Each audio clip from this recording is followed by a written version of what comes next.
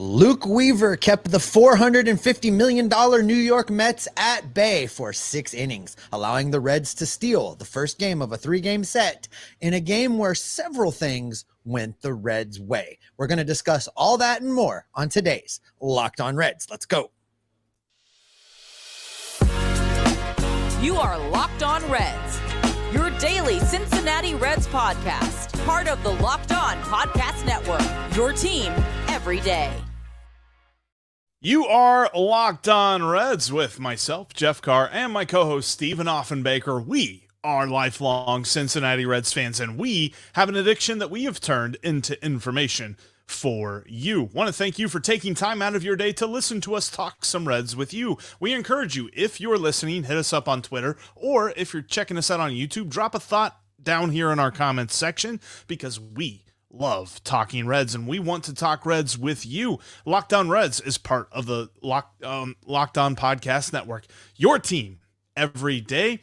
Thanks for making us your first listen every single day. And if you are an everydayer, please let us know in the comment section or tweet at us or something like that. We are happy to have you. Thank you so much for checking us out. And on today's podcast, we have some celebrating to do, because we said that the Reds, we just wanted to see one win. We just wanted to see what they could do against the Mets. And in game 1, they got that win.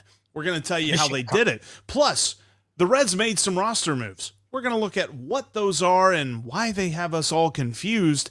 And it might be a little bit early, but we're going to start talking about some all-star thoughts later on in today's episode. Before we get to all of that, I want to let you know that today's episode is brought to you by eBay Motors. A championship team is about each player being a perfect fit. Same with your vehicle. So for parts that fit, head to eBay Motors and look for the green check. Stay in the game with eBay Guaranteed Fit. ebaymotors.com. Let's ride. eBay Guaranteed Fit, only available to U.S. customers. Eligible items only. Exclusions do apply. All right, Steve. The Reds stole one from the Mets last night. There were lots of heroes in this game. I'm so very happy to already be talking about a Reds win over the $450 million Mets, though. Oh yeah, the sweep is now off the table, and that's exciting for me. We got that over with early. We know that a lot of things, as I mentioned up top, Jeff, a lot of things went the Reds' way in this game for them to steal the first game of this series. And it starts with the fact that Luke Weaver was able to hang in there and go 6 innings. Now look, he gave up some long balls, but they were all solo shots. He allowed 4 earned runs in those 6 innings.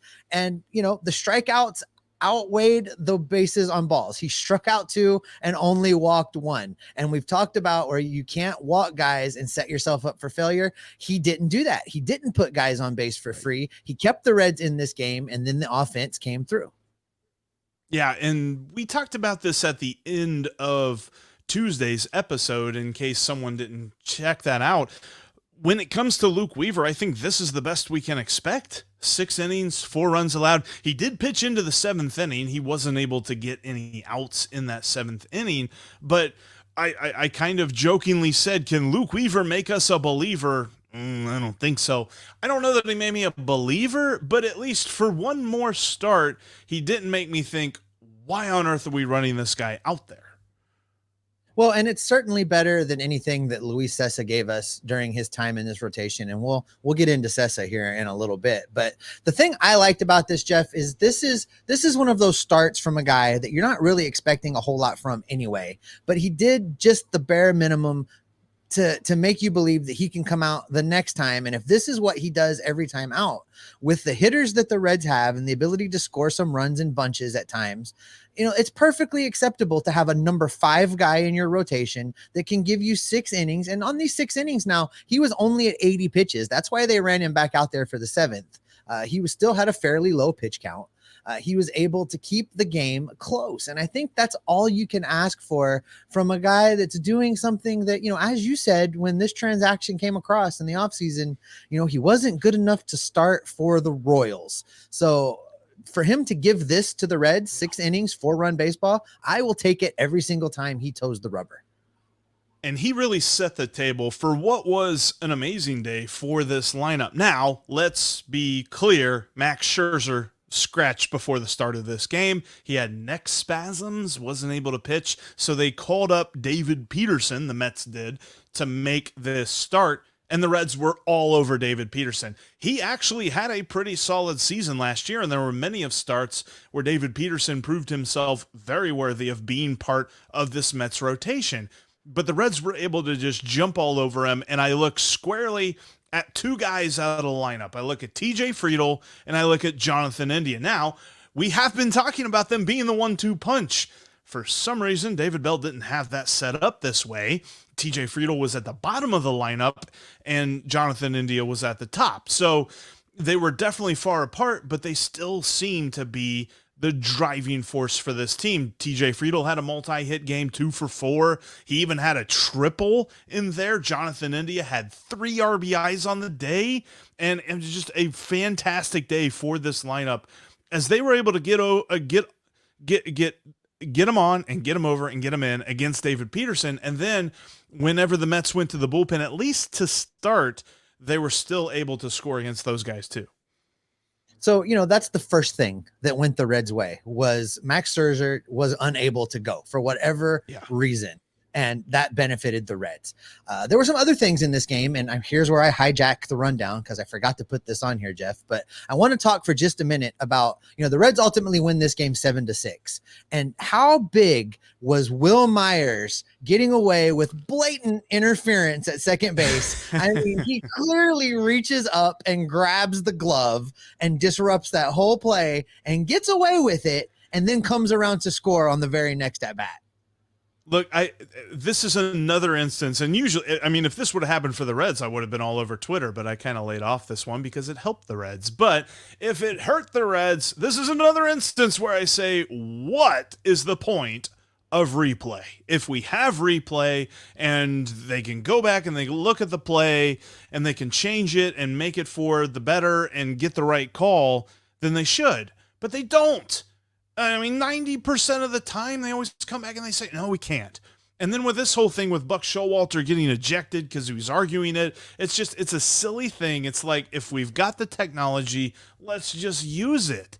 And yeah, I still say it goes for the Reds, so I'm not really that mad about it. But if the tables were turned here, like our friend Ryan Finkelstein over at Lockdown Mets is pretty not happy about that, I'm sure. Oh, absolutely. For sure. And you're right. If that had been the other way around, I would probably still be blowing up Twitter right now in anger. So, hey, we don't get very many calls like that. So I will take it. I will embrace it. And I'll be happy with this win. Now, look, the other guy we didn't mention yet was Nick Senzel with his multi-hit game. And I only bring that up, Jeff, to just say that the beat goes on for him as the third baseman. He continues to, while not hitting quite as hot as when his hot streak started, multi-hit game, he's still in there doing it. He's playing great defensively. I'm just still happy to see it. And that's why I continue to bring him up. Now, we got into some trouble a little bit later in this game as the Mets just started chipping away. Clearly, Derek Law did not have it, was not able to do a whole lot. We end up at a point where Lucas Sims is brought in to slam the door.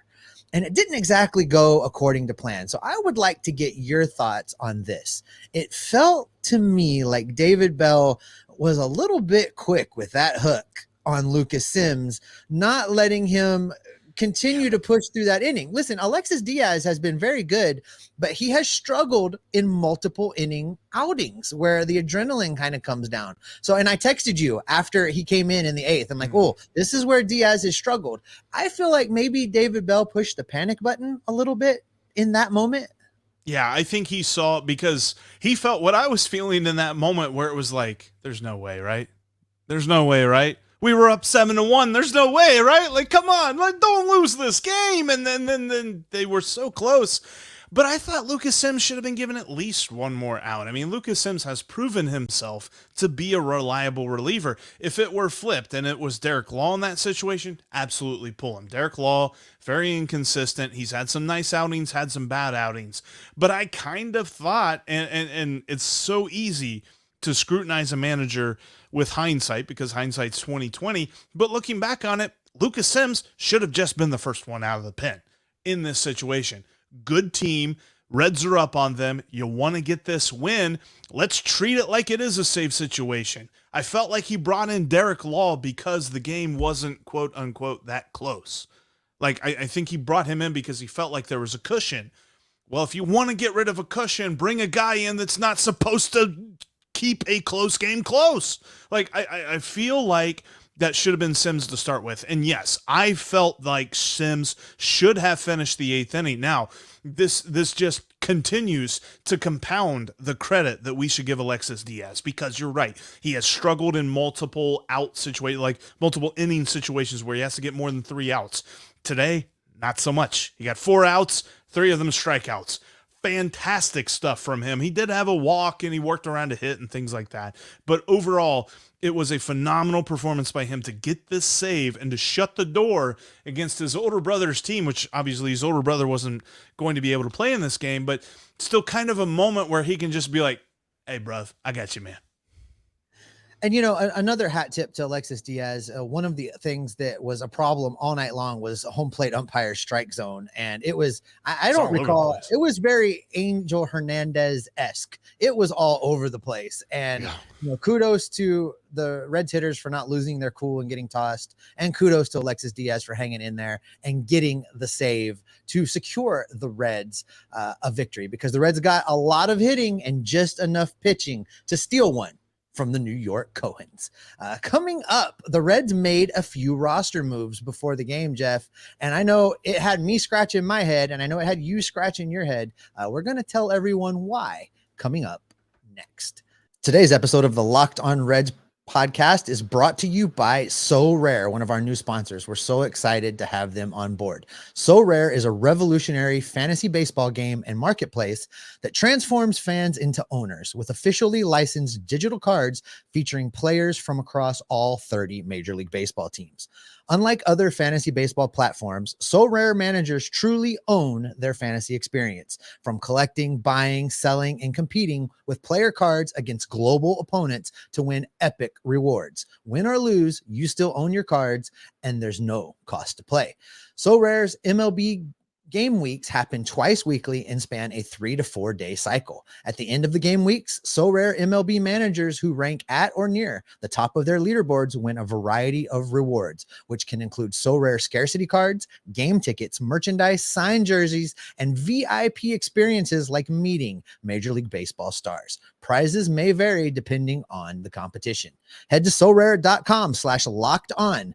That's spelled SORARE.com to draft your team of free player cards, set your lineup, and start competing today to win epic rewards. Again, that's sorare.com/locked on to start playing today. The Reds and the Mets are going at it once again in game 2 of this 3-game set at 6:40 tonight at Great American Ballpark. Hunter Green has 23 strikeouts in his last 3 starts. You can catch every pitch of the Reds' hometown broadcast with SiriusXM on the SXM app. Just download the app and search Reds. You can also follow the podcast on all platforms, including YouTube. Make sure you're also following us between shows. You can follow me at S. Offenbaker. You can follow Jeff at Jeff Carr. That's Jeff with 3 Fs. And you can follow the show at Locked On Reds. All right, Jeff, before this game got underway yesterday, the Reds made some moves that some were expected. Some we ended up being right about. And then one of them was a real head scratcher. So let me just run through what went down yesterday pregame. Reiver Sanmartin was in fact sent to the injured list. If you've been listening to this program, you knew that was coming. Kevin Herget was called up to fill that spot in the bullpen. I believe you called that a couple episodes back. You pretty much said he was going to be the guy, and he was. Here is where we get into the real head scratching moment. Luis Cessa has been removed from the starting rotation and not sent to the bullpen. Jeff, he was designated for assignment, and Ben Lively has been called up for a possible start on Thursday. I have a whole lot of questions about what exactly is going on here, because while I agree that Luis Cessa should have been removed from the rotation, he was a perfectly fine relief pitcher for this team before they started tinkering with him in the rotation. Yeah, a lot of the reports and a lot of folks were kind of focusing on, yes, he was removed from the rotation and DFA'd. Well, he made a relief appearance the other day. So I thought, like, okay, he's removed from the rotation. He's going to be in the bullpen, which you and I have said all along is the best spot for him because he can be versatile. He can kind of fill in where needed. He can be a late inning guy. He can be a long relief type dude, whatever you need him to be. And instead, he's no longer here because now that means that the Reds have 10 days to either put him on waivers, trade him, or release him. That seems like a very big jump based on where we were just a week ago. Like, okay, yes, we understand he's not going to be in the rotation. He was not good there. But to completely get rid of him at a time where your bullpen needs as much, like, and I guess he's not necessarily a fresh arm, but it needs the dudes to lead it. He seemed like a guy who could be a dude. And I feel like it's weird that we've just straight out cut him. I kind of feel, and, you know, I don't have one around to put on, but put your tinfoil hats on because I kind of feel like there's more to this than meets the eye. Oh, I think there has to be. I've seen wild speculation, and I know you and I both put feelers out, and nobody's really talking about what went down that led up to this decision. I haven't heard back from any of my guys that are in the know, and I don't think you've heard back either. But there's been some speculation. I have to wonder. I'm just going to wonder out loud. I'm just going to speculate, Jeff. Yeah. I have to wonder if he either just wanted a change of scenery in general, or if he possibly refused to go back to the bullpen. I know that he was very vocal about wanting to be a starter. He left Team Mexico during the World Baseball Classic in order to come back and compete to be a starter. Could it be possible? Could he have just flat out said, hey, I'm not going?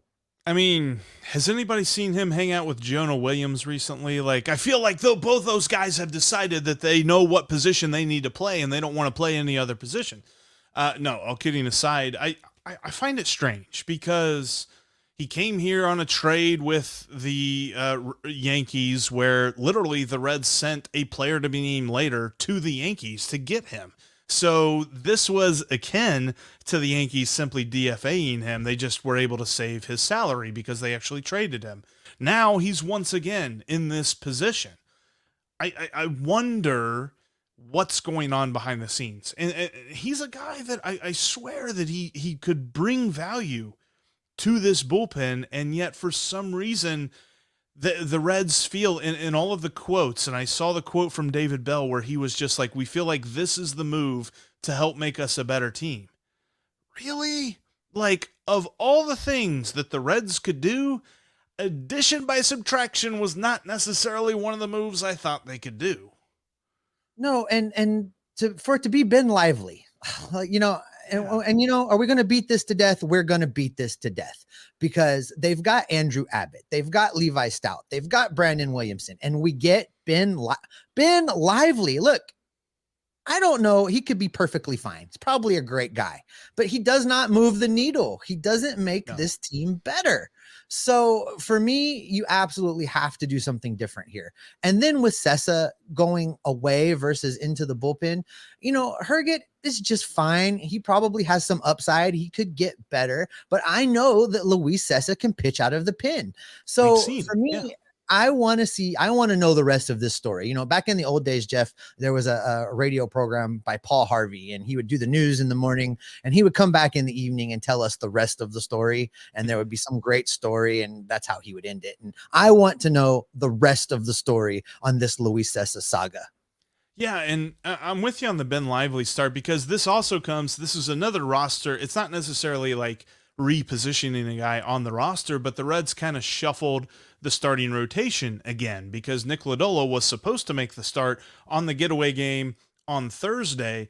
He has been moved back. He's not going to start until Saturday now, and now the Thursday start, Game 3 against the Mets, becomes the open TBD slot. They have not announced who it is. However, there are multiple beat writers like Bobby Nightingale and Mark Sheldon who are reporting that Ben Lively could be the guy. And they quote his AAA statistics and they say, well, he's got a 2.3 ERA in AAA and all this other stuff. And it's like, okay, you're right. Maybe he comes out and he has a nice start. But still, are we really looking at Ben Lively as being a part of this rotation in the future? No. What is the stated goal for this year? Figuring out who's going to be here when the Reds are good again. I feel like Ben Lively's not part of that plan. He's not. The bottom line is this, Jeff. None of these moves made the Reds better today. None of these moves positioned the Reds to answer the questions of whether or not they're going to be better tomorrow and beyond into 2024. Exactly, Steve. But you know what? Let's bring it back, because that was a weird, what are we thinking segment. Let's bring it back to positivity, because it's never too early to talk about the All-Star Game. And we have some thoughts on who has made their case already to be included in the Midsummer Classic conversation. That is coming up right after this. Before we tell you about that, though, we want to tell you that tonight, the Reds and Mets get going at 6:40 p.m. Eastern Time, and you've got Hunter Green on the mound. He's going up against Justin Verlander, and we kind of talked about this. Will Verlander start? Probably after they lost that first game. The Mets are definitely going to have Justin Verlander go tonight against the Reds. That's at 6:40 p.m. Eastern Time, and you can catch every pitch of the Reds' hometown broadcast with SiriusXM on the SXM app. Simply search Reds.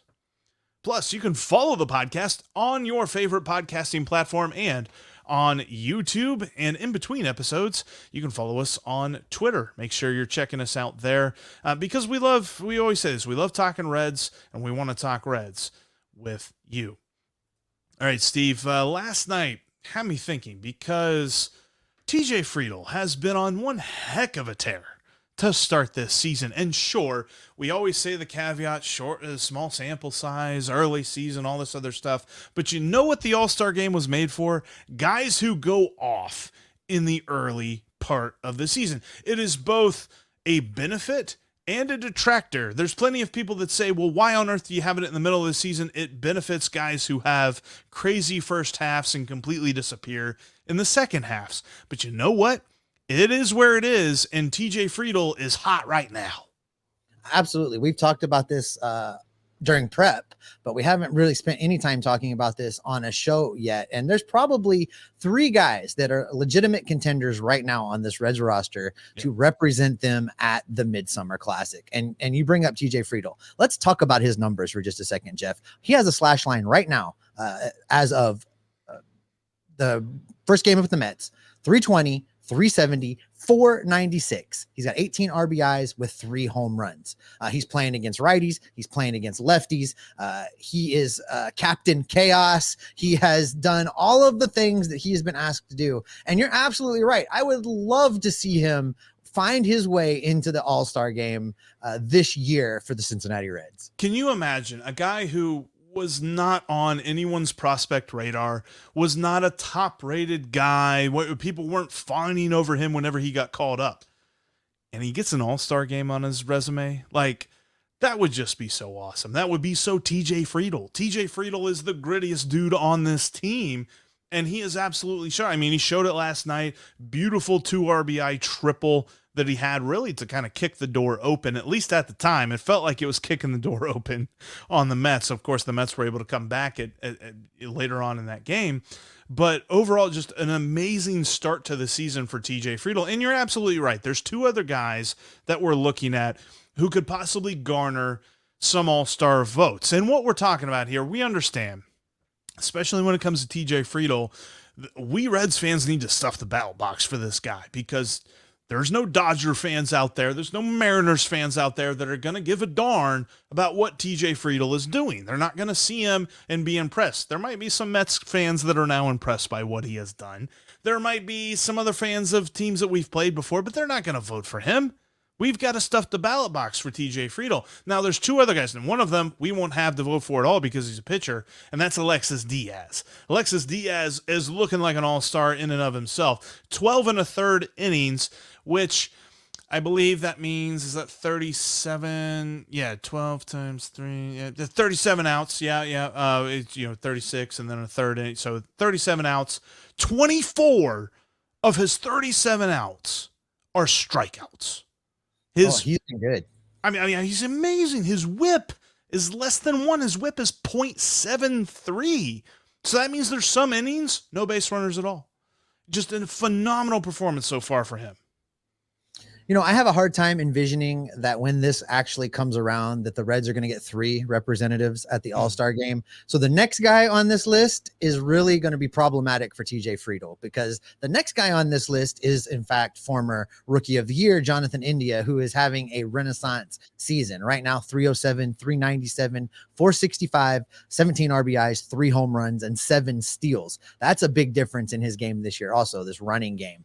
I would imagine, Jeff, if I had to predict it, how it would play out, that unless, as you say, the ballot box gets stuffed and TJ Friedl gets a miracle selection, Diaz and India are probably the front runners for the Reds representatives to the All-Star game, one as a position player, the other as a relief pitcher.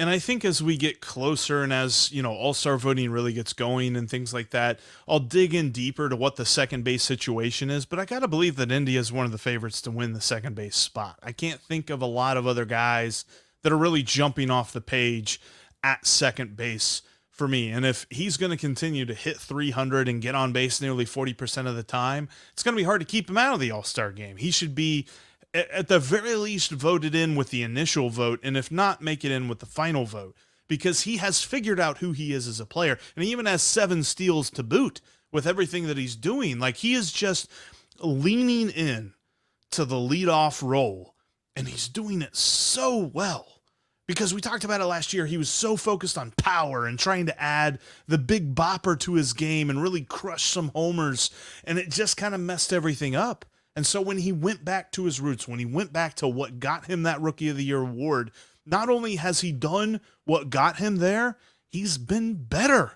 Like, I think that we can say that we are starting to at least see some signs that he is improving on his Rookie of the Year campaign, which is something that we heard David Bell talk about. Something we heard Nick Kroll talk about throughout the offseason. They're like, oh, Jonathan India wants to be even better than he was in his Rookie of the Year campaign. It's like, okay, yeah, sure. You say that now in December. Let's see it during the season.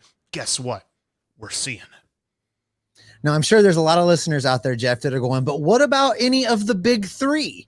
As we've outlined, Nick Lodolo has had his struggles and is still trying to figure it out. I think his last several starts have been a setback as far as a possible All-Star selection. Hunter Green has been inconsistent. He has shown flashes. He got the big extension. He's going to be around a while. He will eventually find his way to the All-Star game. And then Graham Ashcraft, who's probably been the best of the 3s, coming off of a pretty bad outing. But as you outlined yesterday, even with that bad outing, his numbers still look good. Here's the thing. All 3 of these pitchers are in their sophomore seasons. We're wanting to put a little bit more wear on their arms this year than we had last year. And just quite frankly, I don't want any of them anywhere near an exhibition game in the middle of the season where other people are in control of what they're doing and that the Reds aren't right there locking it down. I would rather them not be involved at all, at least as far as this All-Star game goes.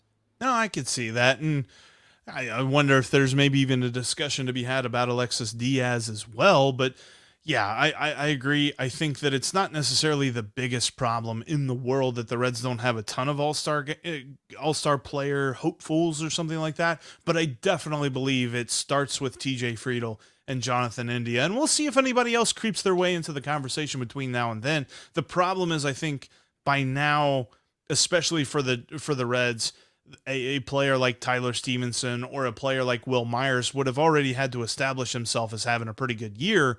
And both those guys are kind of on the come up just now. They're not already established. So I think we're probably looking at one of India or Friedl to make the All-Star game this season. I think you're correct. And, Jeff, that's probably a good, happy spot to leave this for the day. Before we get out of here, don't forget that you can catch every pitch of the Reds' hometown broadcast with SiriusXM on the SXM app. Just download the app and search Reds. And that's going to wrap us up for this edition of the Locked On Reds podcast. Thanks as always for making us your first listen every day. Every day or tomorrow on the show. Just how different is that Jonathan India this year from last year? Going to get into some numbers with you and tell you just how good he's been. Now for your second listen, check out Locked On Fantasy Baseball. Win your league by listening to Matt and Dom every day. I'm guessing they might tell you to pick up Jonathan India in your fantasy league, although he's probably already picked up. Maybe trade for him, whatever. Go get Jonathan India. I'm sure Matt and Dom are saying that because you should check out Locked On Fantasy Baseball. It's just like Locked On Reds. We're part of the Locked On Podcast Network, and we are your team every day.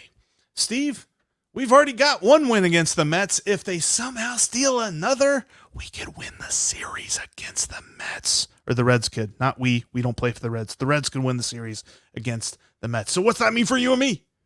Well, that means you and I are going to continue to monitor these crazy transactions that the Reds are making and hope beyond hope that very soon we'll be seeing Matt McLain and Ellie De La Cruz and Christian Encarnacion Strand and Levi Stout and Brandon Williamson and Andrew Abbott, and the list goes on and on and on.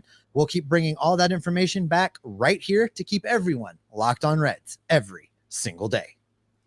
You think I'll make the All-Star team for the Locked On Network? Well...